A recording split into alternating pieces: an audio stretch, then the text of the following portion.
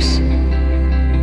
You are a part of the earth, and the earth is a part of you.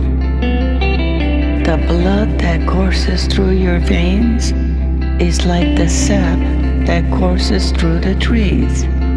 When the earth in your bones returns to the ground, perhaps then you will remember that this land does not belong to you. It is you who belong to this land.